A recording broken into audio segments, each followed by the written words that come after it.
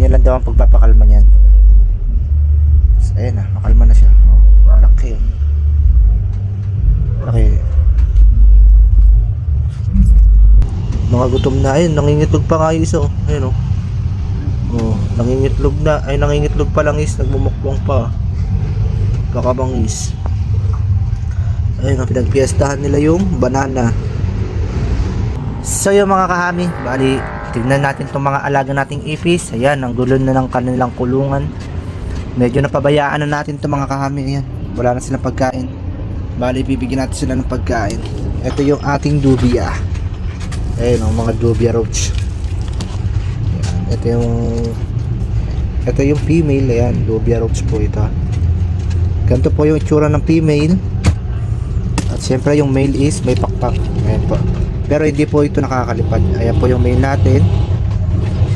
At yung mga baby nila is asan yung sample ng baby. Wala na silang pagkain guys. Bibigyan natin sila ng pagkain. Pakitaan ko kayo na sample ng nips. Doon yun ang kulungan nila guys. Hindi na natin nalilinis. Ayan o. Ayan yung mga baby nila. Maliliit lang. Ayan. Bali marami tayo sa ating, ito na lang ipapamigay natin sa kanila. Yan. Ayan, bali binigyan lang po natin sila ng 3 saging. Siyempre lalagyan natin to ng chicken feeds. Ayan. Punuin na natin guys kasi hindi naman natin sila madalas na bibisita. Ayan, ganyan lang po. Wala na tayong jelly. Hindi pa tayo nakagawa. Next time gagawa tayo para mabigyan natin sila ng jelly. Ayun po yung kasi yung isa sa kanilang pinaka source of water. Pero syempre dahil may banana na tayo, okay lang yan. Bali dito na sila kukuha ng kanilang tubig. At saka ito, yung kanilang snack. Yan. Okay na to ating mga dubia. Yan.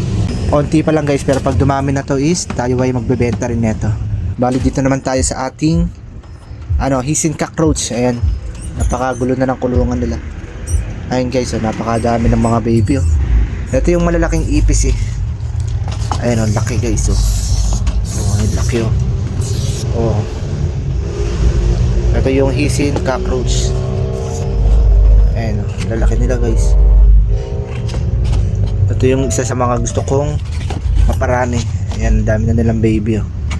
Ayun, mga bago lang yung baby na yan. Wala yan dati. Ang laki nila.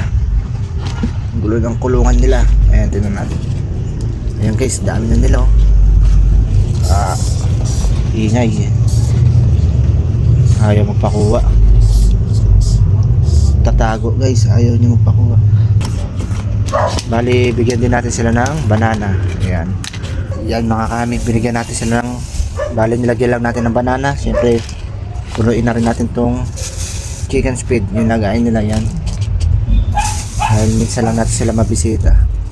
Buti hindi sila nagpapataya kasi hindi natin sila madalas mabisita. Ito yung lagayan ng ating jelly kasi wala na tayong jelly. Kaya dito muna, tambay muna siya. Yan. Ayaw na nagpahawak guys, di natin maiplis, sayang. Ayun, ang laki . Ayun . Laki diba? Kalmayin lang natin. Yun lang daw ang pagpapakalma niyan. So, ayun na, makalma na siya. Laki . Laki. Laki diba? Yan na natin guys. Ayun , dalawa sila . Laki rin na ito. Bali, sa pagkakalam ko ito ay babae. Ayan, wala siyang sungay. Yung lalaki kasi nito is may sungay. Ayan, laki guys . Malaki pa sa yung lalaki ko, diba? Diyan na kayo. Ayan, bali binigyan natin sila ng 3 banana at ayan, chicken feeds. Ayan lang po ang kanilang pagkain. At tumatakas na. Tumatakas na yung ating mga nuts. Wait lang, nakakaamoy sila ng saging. Pakainin na natin sila, nakakaamoy na saging yung ating mga nuts. Bigyan din natin ng saging. Mga kahami, binigyan natin sila ng saging . Gutom na gutom na . Kaya siguro sila naglalabasan, gutom na sila. Ayun. Mumukbang na sila. Naaamoy nila yung pinapakain natin yung ating mga ating lubya saka hissing cockroach. Naaamoy nila yung banana. Kaya sila naglabasan. Ayan, punuin lang natin yan ng chicken feeds. Ayan. Bale, ito yung itlog guys, oh. Yung mga lats yung mga lats lang yung nangingitlog. Pero yung mga hissing cockroach at saka dubya, hindi po sila nangingitlog. Pag sila ay nag-anak, diretso ipis na kagad. Ayan. Bale, ito po is isang male. Ayan po. Isang male. Nakatakas yung isa kanina eh. Ayun yung baby nila. Ayan. Ayan. Baby pa yan. Galing sa itlog. Ayan. Ito yung itlog nila.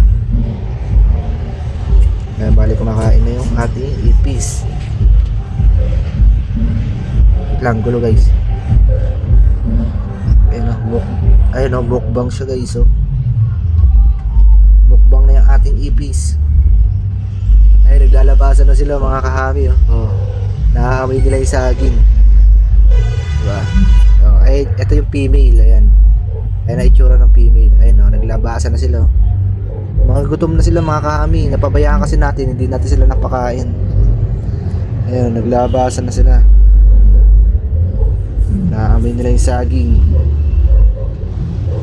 Mga gutom pala mga kami. Ayun, ang dami nila, naglabasan na. Naglabasan na sila.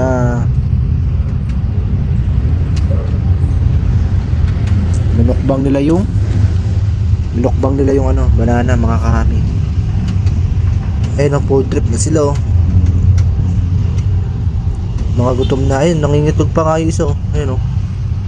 Oh, nangingitlog na. Ay, nangingitlog pa lang is. Nagmumukbang pa. Baka bang is. Ayun, pinagpiestahan nila yung banana. Grabe. Grabe yung gutom nila. Sorry mga ipis. Hindi ko kayo napakain kaagad. Ayan. Dapat siguro pakainin natin sila sa 3 times a week na siguro. Kasi 2 times a week ko lang sila hindi pinapakain eh. 2 times a week ko lang sila pinapakain. Siguro dapat 3 times a week na. Ayun, mukbang, ang dami, oh. Ito po is lot. Yan po. May mga pakpak po pero hindi po sila nakakalipad ng ayun yung mga baby, oh. Naglabasan na rin pati yung mga baby. Yung mga kahami. Paramihin ko lang to. Lilipat ko rin sila sa magandang kulungan. Itong kulungan kasi natin is hindi pa ganun kaganda, nakakatakas sila eh. Pil na pil niya yung pagkain niya, napapabuka pa yung bulaklak niya, ay yung pakpak niya habang kumakain. Yun lang mga kami. Bali, update ko kayo pag ito ay dumami na ng sobra. Happy Hammy Keeping po sa ating lahat.